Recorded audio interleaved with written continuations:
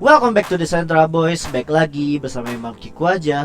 Karena kali ini ada blockchain yang cukup menarik yang pingin gua bahas, sekalipun dengan di app-nya, salah satu di app-nya yang cukup menarik karena menentukan masa depan identitas digital juga ya. Namanya tuh Platon ya. Platon ini uniknya adalah blockchain yang menekankan privasi dan diskalabilitaskan dengan AI ya. Jadi dibuat blockchain ini supaya ramah integrasi dengan AI, supaya AI yang saat ini dibangun itu tidak terpusat pada korporasi besar yang dimana sangat rawan akan ada eksploitasi pengguna AI-nya ya. Jadi kurang desentralisasi gitu. Nah, makanya blockchain itu hadir gitu ya teman-teman ya. Dan uniknya mereka ini partner mereka tuh gede-gede kayak Seller, Band Protocol, Tofu NFT itu juga partner mereka. Bahkan salah satu partner mereka yang paling menarik itu adalah Chainx ya, yang kita tahu dia salah satu layer 2-nya Polkadot ya teman-teman ya. Nah, langsung aja kalau kita lihat sendiri secara harga, dia ini udah launching mainnetnya udah harga itu turun jauh. Kalau kita lihat di sini di overview marketnya dari Max ya. Nah, ini dia udah launching mainnetnya dari tahun lalu ya guys ya. Dan harganya terus turun sampai melantai gitu ya. Mungkin karena di appsnya belum rame gitu, tapi karena AI udah mulai interesting, ini project yang cukup dipertimbangkan buat kalian coba masuk ya teman-teman. Dan marketnya itu banyakkan di OKX ya untuk pair trading belinya ya, karena OKX salah satu investor terbesar dari project ini guys. Meskipun untuk trading volumenya juga masih rendah ya, maklum ya, masih altcoin baru juga dan L1 lagi ya teman-teman ya. Mereka sendiri di awal tahun ini, mereka tuh tanggal 9 Januari nih guys ya, baru banget. Mereka tuh partneran sama Alibaba Cloud untuk bikin Web3 Global Startup Competition ya, semacam hackathon gitu ya, buat mungkin develop di Platon ya teman-teman ya. Nah, dan uniknya dia ini juga ada aplikasi yang namanya Hashkey.it. Ini yang nanti kita bakal bahas. Hashkey.it itu apa? Ini kita langsung aja ke white papernya ya. Nah, di white papernya sendiri, karena penggunaan data yang udah semakin tinggi, ditambah lagi data-data yang sangat membutuhkan sekuritas tapi masih belum terproteksi dengan baik, itu masih semakin meningkat kebutuhannya. Makanya dia ngebuat gimana caranya blockchain ini hadir untuk kebutuhan tersebut. Dan bagi mereka diskemakan kalau tingkat sosial emosional dan tingkat informasi data itu dia sebenarnya membuat garis lurus ya, secara linear bisa meningkat ya. Tapi untuk Web3 sayangnya kecenderungannya masih hanya untuk data aja, tapi secara social emotion ya, human touch untuk mengakses data-data semacam AI, personal assistant, bahkan semantic web dan lain-lain sebagainya yang sifatnya memang sudah otomatis terprogram oleh intelligent AI ya. Itu belum benar-benar ada sentuhan manusianya untuk ibaratnya dikontrol, terdistribusi secara rata. Dan nanti mereka nyebutnya web X.0 ya, yang mereka sebut meta web ya. Ini menurut pemetaan mereka, nanti Platon itu ada di ujung sini untuk jadi end goal dari blockchain mereka, yang dimana sentuhan manusia dan integrasi AI dan desentralisasi secara teknologi itu benar-benar bisa terintegrasi dengan baik.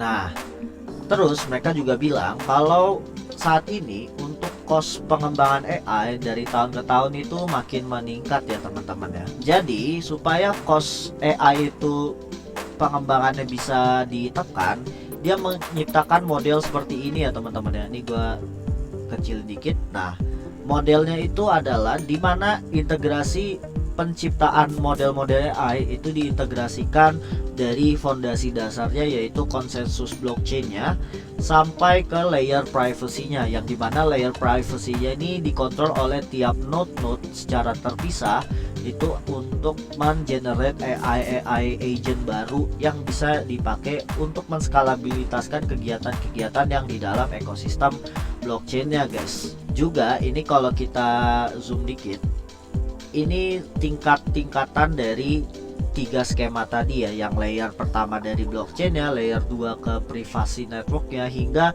ke layer 3 nya untuk kolaboratif AI nya, yang dimana nanti peringkat Platon itu ada di layer 3 ya. Jadi udah nggak zaman layer 1, layer 2, tapi langsung layer 3, di mana layer 3 ini tidak hanya menyokong secara ekosistem dari node, tapi juga menyokong ekosistem secara penggunaan dan pengembangan AI terintegrasi dengan manusianya langsung. Secara skalabilitas, TPS dan finality-nya dari si Platon ini itu nggak terlalu wah banget. Dia cuma TPS-nya 10k dan finality transaksinya itu cuma 3 detik ya, yang dimana mungkin ada yang lebih cepat kayak Solana gitu ya teman-teman ya.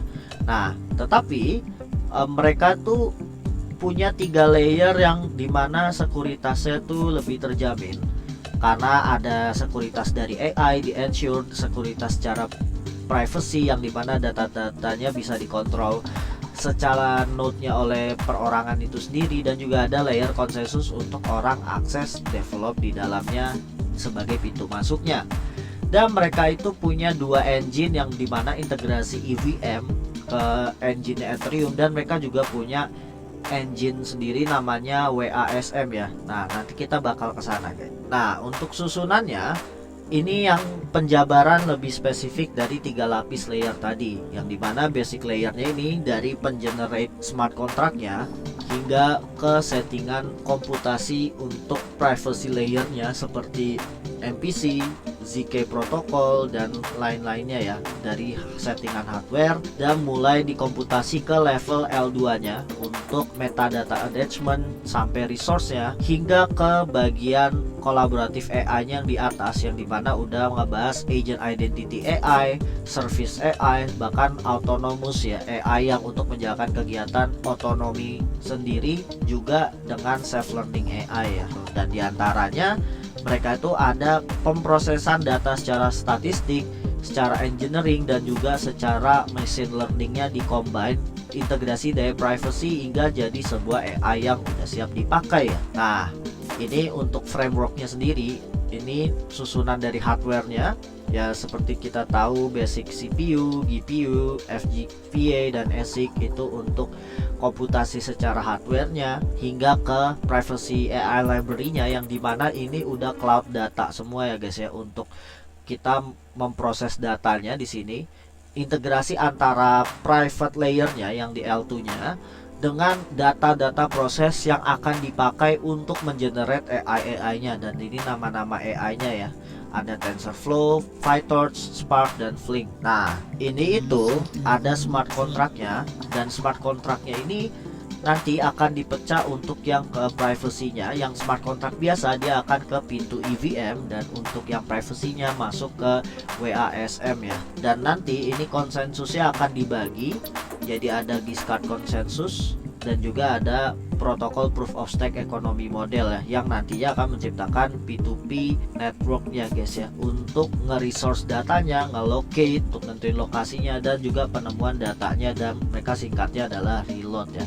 Nah, Giscard konsensusnya sendiri itu tuh semacam BFT kategori, atau kita taunya Byzantine fault tolerance ya, yang dimana kurang dari 50% kesalahan itu masih bisa ditolerate untuk diabaikan ya gitu. Nah, dia menggantinya dengan Giscard supaya toleransi dari kesalahan pemrosesan data dan validasi transaksinya itu bisa lebih dioptimalkan, lebih difilter, supaya kesalahan-kesalahan toleransinya tuh bisa diperkecil ya teman-teman. Ini tuh model proof of stake-nya, dia itu juga menggunakan layer privacy, yang dimana nantinya dikunci stakingannya itu tidak hanya di bagian kontrak biasa ya, tapi di bagian privacy layernya gitu ya teman-teman ya. Jadi ada node-nya yang untuk privacy ya, supaya validasi ya. Dan ini dia tuh karena tadi ada 2 engine EVM-nya, ini dibuat supaya nanti privacy engine dan EVM-nya itu tetap bisa berintegrasi, tapi tidak membebani satu sama lain untuk memproses kegiatan transaksi dan juga kegiatan aplikasi yang ada di dalamnya. Jadi ya mungkin integrasinya lebih ke EVM ya, ke EVM untuk yang skalabilitas cross chain ke ekosistem yang berkaitan dengan Ethereum, dan mungkin ada ekosistem yang khusus emang cuma bisa diakses di dalam privacy-nya ya. Nah, ini kurang lebih seperti ini guys untuk penjabaran komputasinya ya guys ya. Nah, komputasinya ini ada dari peer-to-peer lendingnya, data storage, sampai algoritma kriptografiknya. Itu mereka masukkan di smart contract, yang dimana nanti smart contract ini bakal generate untuk masuk ke data AI marketplace ya. Jadi dari data market, ada yang ngejual computing powernya, ngesewa power untuk ngegenerate AI-nya ya.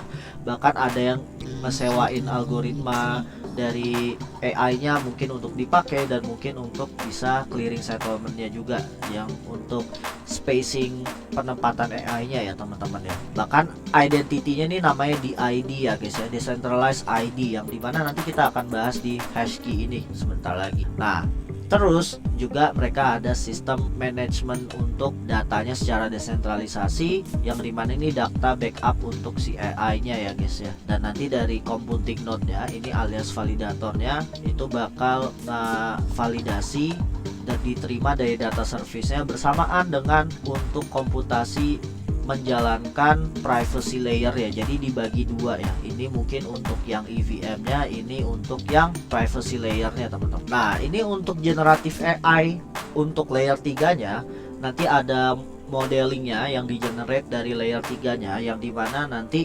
dimasukkan di komputasi privacy layer 2-nya untuk diproses untuk mengenerate prediksi model-model yang bisa dipakai, dan nanti baru dari data di marketplace-nya itu bakal di discovery ataupun di tradingkan ya, mungkin ya jual beli algoritma datanya, yang dimana diproses nanti untuk di generate sampai akhirnya bisa menjadi data source AI yang bisa dipakai ya di dalam blockchainnya ya, mungkin untuk pengembangan aplikasi hingga sampai scalingnya ya teman-teman ya. Nah, ini gimana caranya untuk mengkolaborasikan AI-nya terhadap kegiatan sehari-hari di dalam blockchainnya.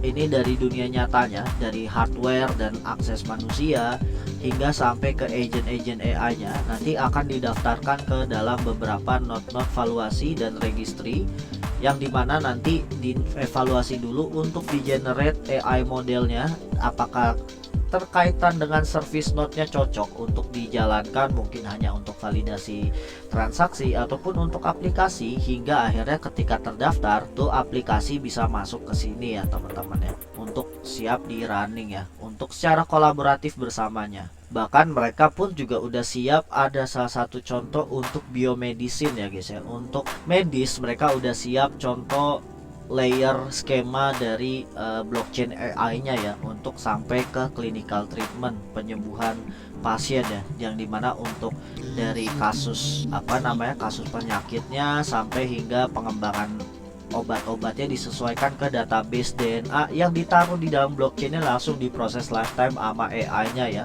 yang tentunya divalidasi sama validatornya untuk staking bisa jalan. Ini keren banget. Bahkan sampai untuk resiko finansial kontrolnya pun juga sudah disiapkan untuk fraksinya, antara integrasi ke bank dengan AI untuk di bridging ke sini, untuk ke operator private sector, bahkan sampai ke e-commerce ya. Ini udah dibuat beririsan seperti ini. Bahkan mereka juga udah ngembangin AI untuk ngegenerate smart city, kota pintar yang benar-benar bisa diakses lewat analisa pikiran manusia, yang mungkin udah maksudnya terintegrasi dengan AI-nya untuk menjalankan monitoring kota, misalnya kebisingan suara atau mungkin signal komunikasi, bahkan ada sensor suhu, terus getaran, gas dan lain sebagainya, untuk memaksimalkan keamanan dan benar-benar pengaturan kotanya itu benar-benar didetek secara lifetime, secara berlangsung. Bahkan sampai tingkat militernya, organisasi pemerintahannya pun juga diintegrasi, diatur dalam satu jaringan. Ini niat banget sih ya blockchainnya sampai seambisius ini ya guys ya. Nah, so far yang mereka kerjakan ini roadmapnya dari 2018 ternyata mereka udah testnet sampai 2020, hingga 2020 akhir itu mereka udah mulai coba mungkin beta mainnet, sampai akhirnya jadi mainnet di tanggal 4 2021 ya, hingga sampai mereka udah mulai fokus untuk ngembangin layer 2 nya untuk privacy-nya. hingga mulai database AI dari privacy layernya untuk disiapkan supaya terbentuk kolaboratif AI-nya yang tadi ya, yang dimana integrasi antara kebutuhan dan ya di proses teknologi algoritmanya bisa diproses menjadi AI baru yang siap di generate langsung di dalam blockchainnya untuk dipakai ya. Oke, tadi kita udah bahas yang berat-berat banget dari white papernya, inti-intinya. Mungkin kalau ada yang salah bisa koreksi gua di komen video di bawah. Nah, ini ada kebutuhan untuk validatornya. Kebutuhan untuk validatornya minimal kalian harus punya RAM 8 GB dan nanti kalian punya server backup running Platon yang bakal kalian install di sini ya. Tuh ya. Kalian bisa download di website officialnya nanti. Dan kalian prosesornya harus 64 bit dan core-nya harus 4 dan masing-masing core-nya itu minimal 2,4 GHz, berarti total ya 9,6 GHz sampai 10 GHz ya. Dan kalau bisa lebih untuk optimal. Dan bandwidth internetnya minimal paling lemot tuh 5 MB ya. Gitu. Dan untuk OS-nya dia lebih mementingkan Linux Ubuntu yang versi 18 ya. Jadi kalau buat yang pakai Windows ataupun yang pakai iOS itu kalian harus ganti dulu ya pakai Linux OS-nya untuk bisa ngejalanin node-nya dari staking platform ini ya. Dan mereka tuh pingin uptime-nya 99,9%. Berarti kalian servernya harus kalian pantau terus dan nggak boleh mati ya untuk jadi validatornya teman-teman. Dan di sini mereka tuh juga ada offering earning-nya. Nah, paling tidak 2,5% dari total sebelumnya, dan offering 80% offeringnya itu bakal dibagikan sebagai hasil staking ya untuk pembagian reward dari validator dan ke delegatornya. Bahkan subsidinya untuk token allocationnya itu ada 3% di 10 tahun pertama supaya node reward poolnya itu tetap sama supaya konsisten dan orang yang ngedelegate juga makin banyak di situ ya teman-teman ya. Nah, dan untuk delegate-nya ini ada walletnya, dan sebelum itu kita harus install dulu walletnya. Tapi kalian nggak perlu juga karena dia ada yang versi EVM-nya. Kalian cukup pakai Brave Wallet, itu kalian bisa langsung setting mainnetnya ke mereka ya. Nah, ini teman-teman namanya adalah Platon mainnet ya. Untuk EVM di Brave Wallet ataupun MetaMask Wallet kalian udah bisa setting. Kalian udah bisa cari di chainlist.org ya teman-teman ya. Dan untuk wallet original mereka, Aton Wallet, itu tampilannya seperti ini ya teman-teman ya. Kalau kita lihat di gambar ya sama buat seed phrase kayak biasa, dan untuk keystore-nya import ya sama kayak wallet MetaMask pada umumnya ya. Cuma ini dikhususkan untuk ekosistem Platon ya teman-teman ya. Dan ini untuk block producernya itu keren banget. Block explorernya bener-bener futuristik banget. Dan di sini gue bakal ngetes apakah address gue kalau didetek ada tampilannya enggak ya. Nah, ini gue buka. Nah, kurang lebih seperti ini. Dan ini token mereka tuh namanya PRC20 dan PRC721 serta ada PRC1155 karena mereka masih EVM ya gitu ya. Dan ini untuk NFT-nya, transaksi NFT-nya. Nah, ini udah kebaca ya, NFT yang gue pernah mint dari di ID-nya yang kita bahas sebentar lagi ya. Bahkan validatornya itu di sini tuh rame ya. Udah nama-nama gede pun juga udah mulai buka staking ya. Salah satunya selain OKX yang jadi investor awalnya, bahkan Yield Finance pun juga udah mulai ngebuat ya teman-teman. Bahkan kalau nggak salah gue nemu, nah nih ada Coin Market Cap pun juga udah bikin validator di sini, dan juga ada Kobo, dan kalau nggak salah itu dari Ethereum Foundation-nya juga bikin, ada Google Cloud juga bikin validator di sini teman-teman. Ini jadi sangat interesting banget, project yang harus kalian perhatiin. Mumpung harganya juga masih ya murah banget gitu ya. Tapi tetap do you own research ya. Kalian riset sendiri dan yakinkan kalau kalian punya dana dingin kalau mau coba terjun. Nah, langsung aja kita ke Hashkey. Nah, Hashkey ini adalah semacam domain web3-nya dari si Platon ya. Nah, kalau di Hashkey itu ada namanya .key. Kalau di ENS kan biasanya ada .it, ada mungkin .nft. Nah, ini dia .key ya namanya. Kalau kita lihat secara overview-nya di homepage, kalian tuh tinggal masukin address kalian, connect wallet di sini. Terus nanti kalian tinggal search name address kalian kopas. Kalau belum buat, kalian nanti tinggal bikin sama avatarnya sekalian di sini.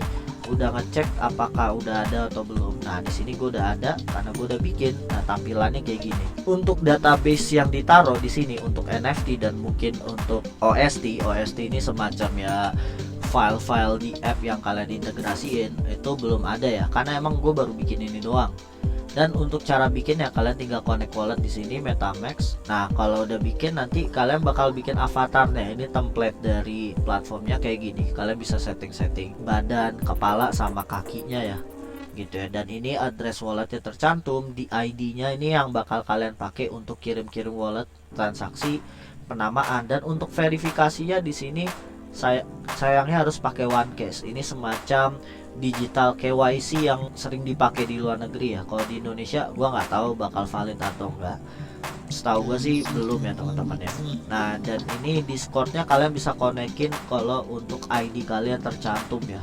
Tapi di sini nggak perlu karena gue cuma mau coba doang. Dan ini history untuk transaksi doang. Ini cuma ada claim deed-nya ya. Dan ini ada space-nya juga, kalian bisa buka. Nah ini tampilannya ke arah sini yang tadi. Dan NFT nya ini kalian udah bisa lacak di Tofu NFT langsung. Dan ini untuk atribut metadatanya masih kosong karena emang belum gua verifikasi ya. Kalau udah diverifikasi bakal ada data KYC nya di sini. Jadi ini cukup interesting ya projectnya ya. Sampai memikirkan dari AI nya sampai ya masa depan pembangunan kota pakai AI dalam blockchain hingga sampai digital identity lengkap. Menurut gua ini projectnya itu udah bisa bikin sistem negara baru sih guys. Komen aja menurut kalian di bawah kayak gimana. Itu aja dari gua, The Central Boys signing out. Let's go everyone.